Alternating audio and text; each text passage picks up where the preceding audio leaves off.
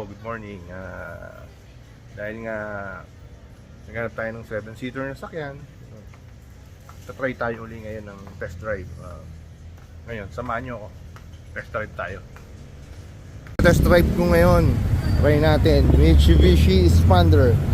Kailangan, ikutin muna natin. Tignan natin kung may tama yung sakyan para alam natin kung sakasakali na may tama siya.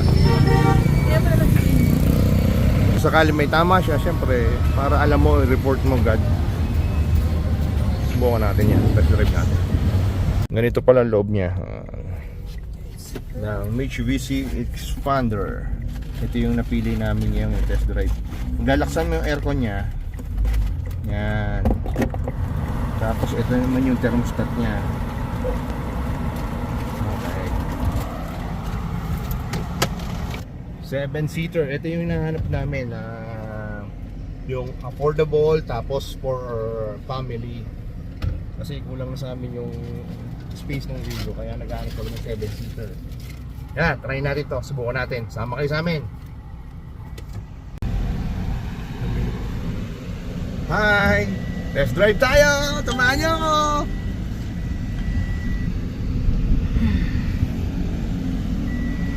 Magaan pala to, malambot lahat. Yung nobela, yung silinyador, at saka yung kanyang brake, malambot lahat. Masarap din i-drive. Tsaka medyo malong to sa, parang medyo malong to kaysa sa Velos. Tsaka mataas to, mataas kaysa sa Velos. Velos is parang mas mataba siya eh. Hindi, pero kaya mo lang tingnan yan, no? Hindi, Pero, nakalagay din sa Google eh. oh. Mataba, yung tabang gano'n. Nakuha mo na yung mga upuan sa likod. Okay. Yung aircon nito malamig. Goods. Number 1 para sa akin yung aircon. Kasi main dito sa Pilipinas.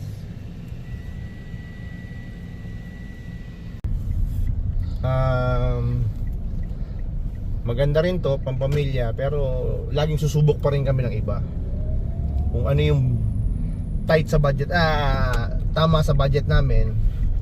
Rolls Royce. Yun ang kukunin namin. Rolls Royce gawa ng payong eh. Kasi pag umulan, baka yun ang kunin namin. Yung payong, panangga yun sa flood control.